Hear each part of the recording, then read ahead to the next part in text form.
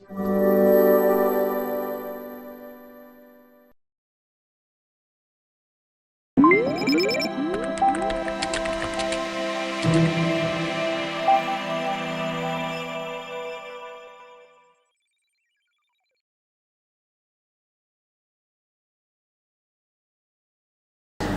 datang. Assalamualaikum warahmatullahi wabarakatuh.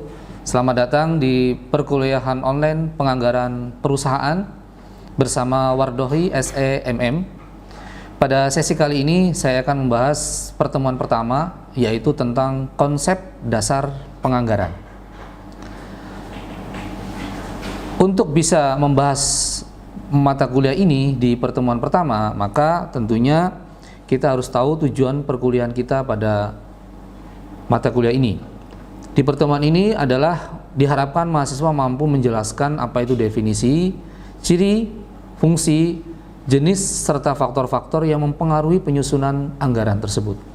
Nah, untuk menjawab tujuan perkuliahan ini, saya bagi uraian materinya menjadi definisi anggaran, ciri-ciri anggaran, fungsi anggaran, jenis anggaran, faktor yang berpengaruh, tahap penyusunan, serta sistem penganggaran. Yang pertama adalah tentang definisi anggaran. Menurut M. Nafirin dalam bukunya tahun 2004 halaman 12, bahwa anggaran ini merupakan rencana tertulis mengenai kegiatan suatu organisasi yang dinyatakan secara kuantitatif dan umumnya dinyatakan dalam satuan uang untuk jangka waktu tertentu. Sedangkan penganggaran adalah proses penyusunan yang dimulai dari persiapan, pengumpulan data dan informasi, pembagian tugas, penyusunan rencana, dan implementasi sampai pada pengendalian. Ini menurut Nafirin. Sehingga bisa kita simpulkan bahwa penganggaran atau biasa kita sebut dengan budgeting itu adalah proses. Sedangkan hasilnya adalah anggaran yang kita sebut sebagai budget. Itu yang bisa kita simpulkan daripada definisi penganggaran. Selanjutnya apa itu ciri? Ciri atau unsur dalam penganggaran, dalam anggaran itu. Jadi tidak semua rencana kerja itu disebut anggaran. Berikut ciri-ciri daripada anggaran. Dia disebut anggaran jika dia mempunyai ciri-ciri sebagai berikut. Yang pertama, dinyatakan dalam satuan moneter atau satuan uang. Tujuannya apa? Untuk mempermudah memahami rencana. Bayangkan kalau tidak ada angka-angkanya, maka kita tidak bisa memahami, tidak bisa mengukur. Makanya harus ada dinyatakan dalam satuan moneter. Yang kedua, umumnya mencakup kurun waktu 1 tahun sebagai batasan rencana kerja. Jadi biasanya anggaran itu dibuat dalam 1 tahun. Setelah selesai 1 tahun pelaksanaannya, ada laporan realisasi, selanjutnya dibuat anggaran baru sesuai dengan kebutuhan. Ya, yang ketiga, itu biasanya mengandung komitmen manajemen. Artinya apa? Ada upaya untuk mencapai tujuan yang ditetapkan. Jadi begitu kita buat perencanaan, kita ketok palu, langsung ada upaya untuk melaksanakan.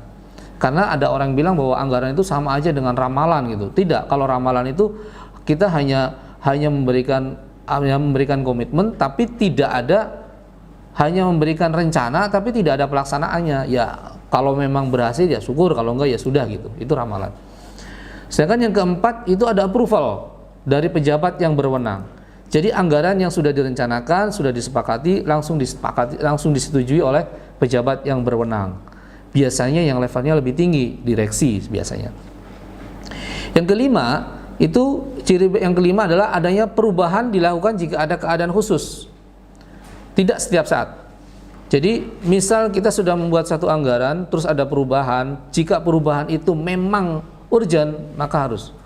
Contoh misal, di dalam kementerian ada anggaran desa. Misal anggaran desa itu nggak boleh keluar, sudah ada aturan-aturannya. Ternyata dalam masa COVID seperti ini, maka ada perubahan khusus. Dialihkanlah itu untuk menangani COVID misalnya. Jadi itu tidak setiap saat, tapi jika urgent. Yang keenam, tidak kalah penting, harus ada evaluasi atau pertanggungjawaban penggunanya. Ini adalah ciri-ciri atau unsur di dalam anggaran. Berikutnya, fungsi dan pentingnya. Kalau kita berbicara tentang penganggaran, maka kita juga berbicara tentang bagaimana fungsi manajemen. Karena penganggaran itu dibuat oleh para manajemen. Di dalam fungsi manajemen itu kita kenal yang lebih familiar lah, kita mengenal yang namanya POAK. POAK itu planning, organizing, actuating, dan controlling. Apa itu planning? Planning itu biasanya ditetapkan tujuan jangka panjang dan jangka pendek. Dia itu perencanaan. Bagaimana tujuannya, jangka pendeknya, jangka panjangnya, sasarannya apa, strateginya bagaimana, produk apa yang harus dibuat, pemasarannya seperti apa. Nah, ini termasuk di dalamnya adalah menetapkan produk, sumber daya, serta memasarkan produk tersebut. Yang kedua, setelah kita rencanakan, kemudian kita buat organizing, kita organisasikan. Setelah perencanaan ditetapkan, maka perusahaan mencari sumber daya yang dibutuhkan. Oh, ternyata untuk bagian produksi lebih cocok adalah dia, SDM-nya. Untuk bagian akunting adalah B, misal. Nah, itu masuk dalam fungsi manajemen organizing. Fungsi manajemen yang berikutnya adalah actuating. Setelah diorganisasikan, kemudian langsung dilaksanakan sesuai dengan job masing-masing. Tentunya bagian keuangan, dia mengelola tentang keuangannya. Bagian produksi, ya dia job desk-nya dia di bagian produksi. Itu actuating-nya, mengarahkan, mengelola, dan menggerakkan setiap sumber daya yang ada agar dapat digunakan sesuai dengan fungsinya. Dan yang tidak kalah penting dalam fungsi manajemen adalah controlling. Controlling ini adalah sebagai alat untuk memastikan bahwa setiap sumber daya tersebut bekerja sesuai dengan rencana yang telah ditetapkan. Tentunya kita sudah capek-capek menyusun rencana tapi tidak terlaksana, maka wajib dievaluasi. Berikutnya, fungsi utama daripada anggaran. Ada dua, yaitu sebagai alat perencana dan juga sebagai alat pengendali. Apa manfaat dari sebagai alat perencana? Yaitu memberikan pendekatan terarah. Terarah, semua perencanaan dibuat agar pendekatannya terarah. Tahun kemarin anggaran rencananya seperti ini, tapi pelaksanaannya kok berbeda. Maka rencana ke depan harus diarahkan jangan sampai terlalu jauh realisasi dengan rencana. Yang kedua, manfaatnya adalah mengarah pada tujuan utama. Jadi tidak bias, langsung mengarah pada tujuan utama. Ini fungsi daripada satu perencanaan. Komitmen untuk capai sasaran dan mendorong untuk berkompetisi terbaik. Kemarin setelah dievaluasi ternyata kita mengalami penurunan penjualannya misal, maka di tahun berikutnya kita harus lebih tinggi dari kemarin. Nah, itu jiwa-jiwa kompetisi itu akan muncul dari perencanaan. Kemudian manfaat daripada pengendali adalah menjadi tolak ukur standar organisasi. Makanya biasanya dibuat yang namanya SOP, standar operasional prosedur. Ini sebagai alat kontrol untuk mengukur apakah dia bekerja sesuai dengan standar atau tidak. Terus yang kedua sebagai alat evaluasi. Dan yang ketiga, analisis masalah dengan tepat. Bayangkan kalau SOP-nya tidak ada, rencananya tidak ada, alat pengendalinya tidak ada, maka analisis yang akan diberikan nanti tidak tepat. Maka perusahaan atau manajemen tidak bisa memberikan satu keputusan yang tepat pula. Berikutnya ada pertanyaan, mengapa anggaran itu penting? Yang pertama, karena masa yang akan datang itu penuh dengan ketidakpastian. Oleh karena itu harus dibuat anggaran. Selanjutnya, masa yang akan datang juga penuh dengan alternatif. Kita sudah menetapkan apa, ternyata kondisinya berbeda. Seperti sekarang, kita sudah matang menetapkan anggaran 1 tahun begini. Ternyata muncul COVID-19. Akhirnya bubar semua. Akhirnya dibuatlah perencanaan yang baru. Itu. Yang berikutnya, rencana yang dibuat itu dijadikan pedoman.